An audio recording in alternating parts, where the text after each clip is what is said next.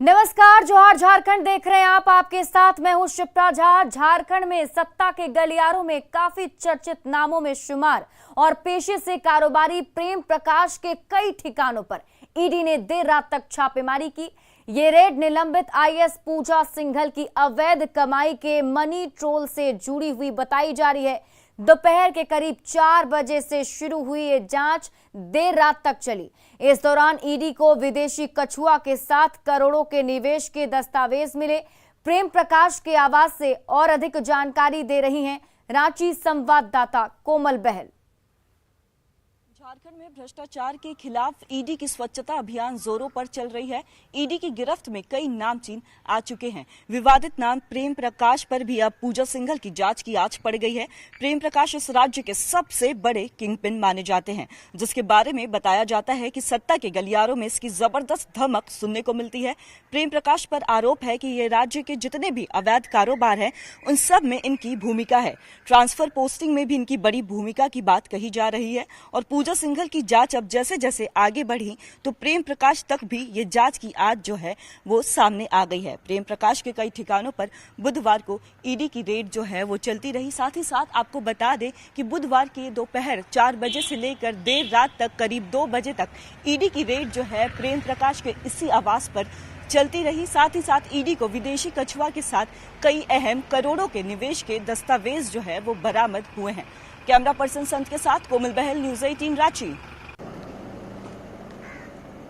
तो देखिए, कारोबारी प्रेम प्रकाश के ठिकानों पर ईडी ने रेड डाला। देर रात तक यहां छापेमारी होती रही और इसी बीच जो जानकारी मिल रही है वो ये कि कई सारे अहम दस्तावेज, कई सारी अहम जानकारियां मिली हैं।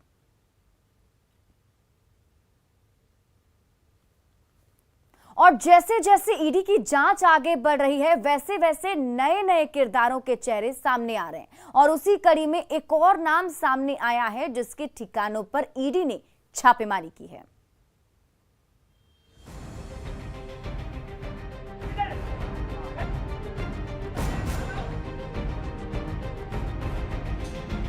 निलंबित आईएएस पूजा सिंघल को न्यायिक हिरासत में भेजने के बाद ही ईडी ने मनी लॉन्ड्रिंग की जांच और तेज कर दी है। जांच की आंच इस शख्स तक पहुंची है। ये है रांची का प्रेम प्रकाश, जिसके कई बड़े नेताओं और अधिकारियों के साथ बेहद करीबी संबंध है और उन्हीं संबंधों के आधार पर इसने करोड़ों की संपत्ति अर्जित की है, जिस पर अब ईडी का शिकंजा कसा है। विशाल चौधरी और निशित केसरी के ठिकाने पर छापेमारी के बाद अब ईडी ने रांची में प्रेम प्रकाश के 2 ठिकानों पर दबिश दी।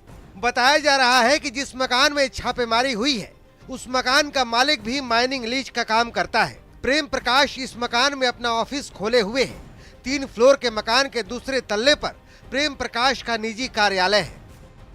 बताया जा रहा है कि वो खनन के क्षेत्र में जो प्रेम प्रकाश का बड़ा नाम है, खनन क्षेत्र में लगातार प्रेम प्रकाश के नाम का सिक्का चलता है और उसी के आधार पर ईडी को कई अहम सुराग जो हैं वो प्रेम प्रकाश के नाम पर मिले थे, जिसमें पूजा सिंघल और सीए सुमन कुमार सिंह से भी पूछताछ के दौरान उनके नाम सामने आए थे।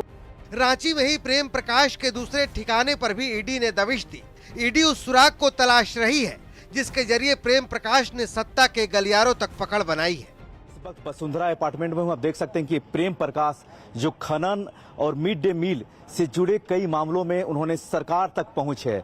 इनके ठिकानों पर छापेमारी चल रही है और दूसरी ओर वहीं हरमू में भी इनके ठिकानों पर छापेमारी चल रही है। जिस तरह से लगातार पिछले कई दिनों से ईडी अधिकारी छापेमारी कर रही है, इसकी सुराग कहीं न कहीं जरूर सत्ता तक पहुंच चुकी है।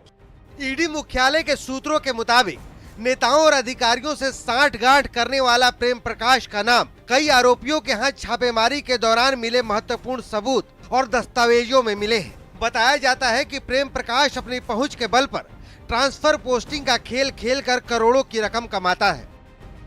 प्रेम प्रकाश का जो संबंध की अगर बात करें तो वहां पर झारखंड के कई बड़े नेताओं के साथ में उसके करीबी संबंध रहे हैं। जिस तरह से माइनिंग से जुड़े मामले में वहां पर पिछले काफ़ी समय से फर्जीवाड़े को अंजाम दिया जा रहा था और मनी लॉन्ड्रिंग की जा रही थी। लिहाजा इसी मामले में प्रेम प्रकाश से संबंधित 2 लोकेशन पर छापेमारी कर रही है।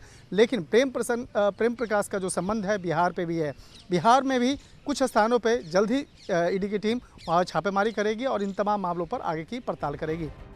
बताया जाता है कि प्रेम प्रकाश अपनी पहुंच के बल पर ट्रांसफर पोस्टिंग का खेल खेल कर करोड़ों की रकम कमाता था। न्यूज 18 के लिए रांची से ओम प्रकाश और निरंजन के साथ दिल्ली से शंकर आनंद की रिपोर्ट।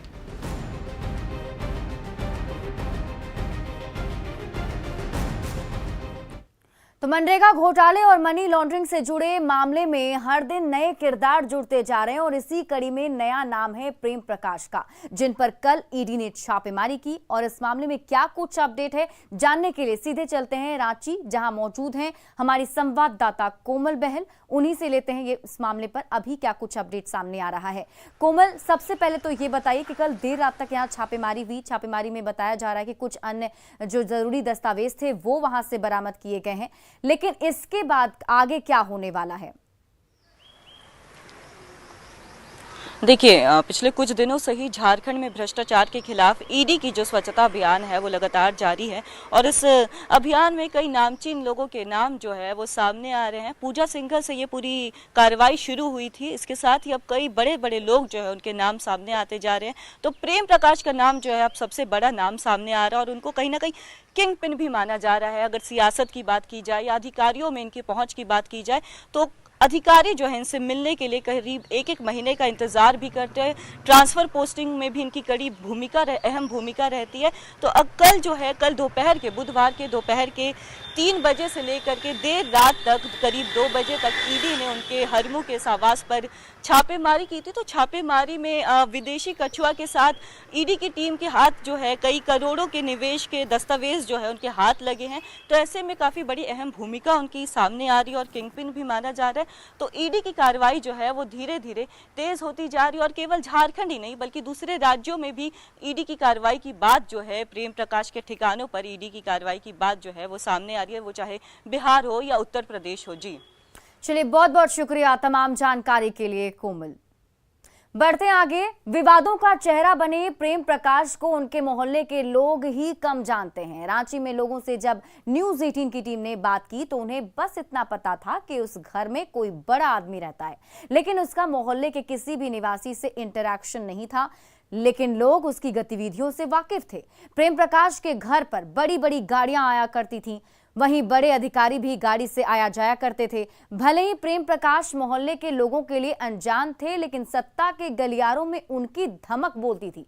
आखिर प्रेम प्रकाश को कितना जानते हैं उनके मोहल्ले के लोग, जानने की कोशिश की संवाददाता कोमल बहल ने।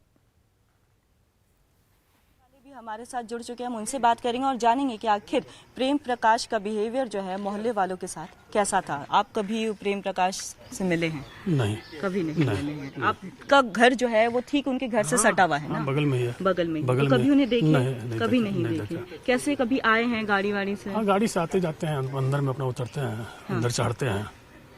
तो मतलब कैसी गाड़ी रहती थी? गाड़ी जो 4 व्हीलर गाड़ी है जिससे अपना आना जाना करते हैं। अच्छा, 4 व्हीलर गाड़ी से। अच्छा, कभी होली दिवाली हो गया? जनरली हम देखते हैं कि होली दिवाली है, मिलन समारोह है, अगल बगल के लोग मिलते हैं, एक दूसरे से बातचीत करते हैं। ऐसा कुछ नहीं। ऐसा कुछ नहीं। अच्छा, इसके पहले जानते थे कितने बड़े आदमी हैं ये? जब यहाँ रह रहे थे तो मालूम चला कि लोग यहाँ पर रहते हैं, रेंट में रहते हैं। अच्छा, ये पता था कि ये लोग यहाँ रेंट में रहते हैं। अच्छा, तो मतलब ये नहीं पता था कि उनका आवास है? नहीं, उनका आवास नहीं है। अच्छा। झाजे का आवास है। तो मतलब एक जो जिस तरह से नाम आ रहा है कि सत्ता के गलियारों में इनके अलग ही तूती बोलती थी, इस तरह की चीजें पता थी? नहीं, हम लोग को पता नहीं, पेपर के माध्यम से पता चला। हालांकि मोहल्ले वालों को ये तो नहीं पता है कि प्रेम प्रकाश कितने बड़े आदमी थे, लेकिन अगर हम सत्ता के गलियारों की बात करें तो इनकी अलग ही जबरदस्त धमक सुनने को मिलती है। ब्यूरोक्रेट्स भी जो है वो महीने भर प्रेम प्रकाश से मिलने का इंतजार करते थे। कैमरा पर्सन संत के साथ कोमल बहल, न्यूज 18 रांची। पूजा सिंघल को ईडी ने 3 बार रिमांड पर लिया। इस दौरान पूजा ने खुलासे किए और कई राज बेपर्दा हो गए। ये रिपोर्ट देखिए। पूजा रिमांड और खुलासे ही खुलासे। रिमांड के 3 राउंड में कई राज बेपर्दा, मनरेगा से लेकर माइनिंग तक के खुलासे। पल्स की जमीन का खुल गया राज। 6 मई 2022 का दिन जब ईडी ने आईएएस ऑफिसर पूजा सिंघल और उनके करीबियों के ठिकाने पर छापेमारी की, इस छापेमारी के बाद हड़कंप मच गया जब ईडी को कई अहम दस्तावेज के साथ 19 करोड़ 31 लाख रुपए बरामद हुए। यहीं से शुरू हुई ईडी की पूजा सिंघल पर दबिश। पूजा सिंघल की गिरफ्तारी और रिमांड पर पूछताछ के दौरान ऐसे राज बेपर्दा हो गए जिसे जानकर हर कोई हैरान है। पूरे मामले में पूजा सिंघल को 3 बार रिमांड पर लिया गया। पहली बार पूजा सिंघल को 5 दिनों के रिमांड पर लिया गया, जिसमें पल्स अस्पताल से जुड़े कई अहम खुलासे हुए। पूछताछ में पल्स अस्पताल की जमीन की गड़बड़ झाले का खुलासा हुआ। जांच में ये भी खुलासा हुआ कि अस्पताल की जमीन महज 3 कट्ठे की है, लेकिन अस्पताल का निर्माण 33 डिसिमल जमीन पर हुआ। मनरेगा घोटाले की जांच को लेकर ईडी ने पूजा सिंघल को 3 बार रिमांड पर लिया। पूरा मामला 6 मई को शुरुआत हुआ। पूजा सिंघल से पहले रिमांड में न सिर्फ मनरेगा घोटाले से संबंधित सवाल बल्कि पल्स अस्पताल से संबंधित सवालों को भी रखा गया उनके सामने और उससे कई महत्वपूर्ण जानकारियां हासिल की गई, खासतौर से पल्स अस्पताल की जमीन और कहीं न कहीं इस पूरे मामले में सरावगी बिल्डर्स का मामला जो नाम था वो सामने आया।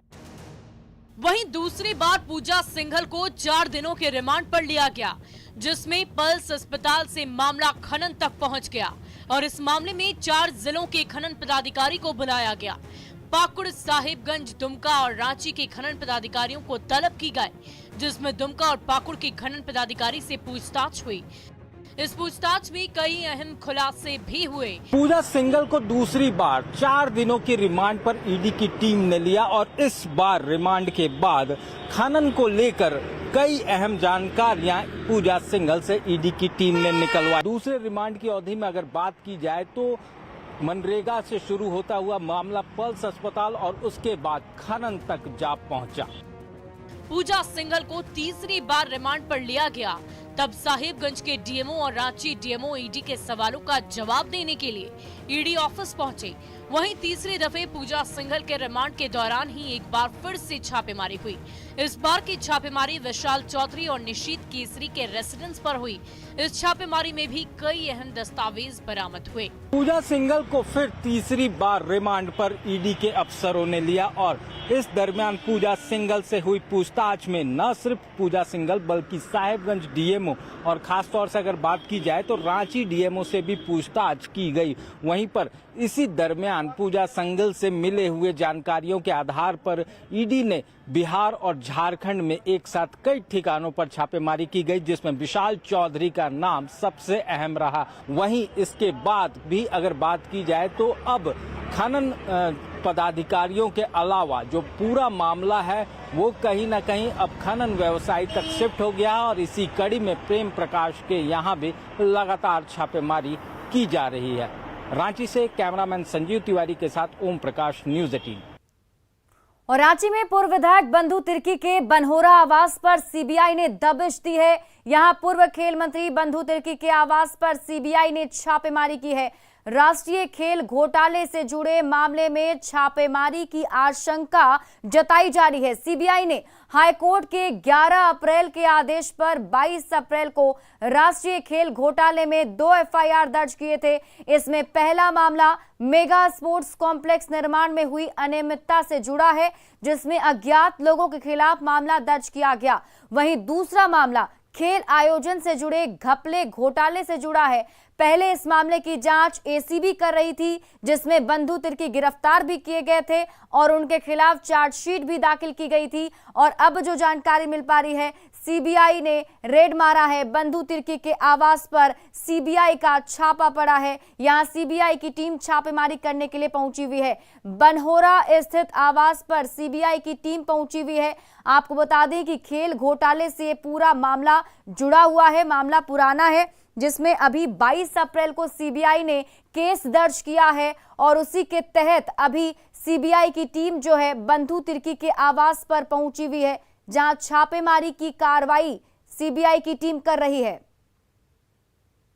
खेल घोटाले मामले में पूर्व मंत्री बंधु तिर्की के आवास पर सीबीआई छापा मारने पहुंची है। सीबीआई की टीम अभी 6 टीम मौजूद है उसमें, इसमें एक महिला अधिकारी भी है। आपको मैं बंधु तिर्की के अंदर के आवास का दिखाना चाहता हूं। इसी गाड़ी में, जिस गाड़ी का नंबर है JH01B 9416, इसी गाड़ी से 6 अधिकारी अभी बंधु तिर्की के आवास पर पहुंचे, जिसमें एक महिला अधिकारी भी मौजूद थी। इससे पहले इनके जो आवास है, पैतृक आवास बनहोरा में, वहां भी सीबीआई ने रेड मारा है। अब देखना यह है कि जिस तरह से सीबीआई ने खेल घोटाले मामले को लेकर के, आपको मैं संज्ञान में दे दूं कि सीबीआई जो है खेल घोटाले यानी उस पर 2 मामले में हाईकोर्ट के दिशा निर्देश पर 2 एफआईआर दर्ज हुआ था। एक मेगा कॉम्प्लेक्स, दूसरा खेल घोटाले के मामले में। इस मामले को लेकर के एंटी करप्शन ब्यूरो, जो राज्य की सबसे बड़ी जांच संस्था होती है, उसमें बंधु तिर्की जेल भी जा चुके थे। लेकिन अब देखना यह है कि अब सीबीआई जिस तरह से जांच पड़ताल कर रही है, इसमें क्या कुछ सामने निकल कर आता है, ये आने वाला कुछ देर में वक्त ही तय करेगा। कैमरामैन संत के साथ निरंजन सिंह, न्यूज 18 रांची।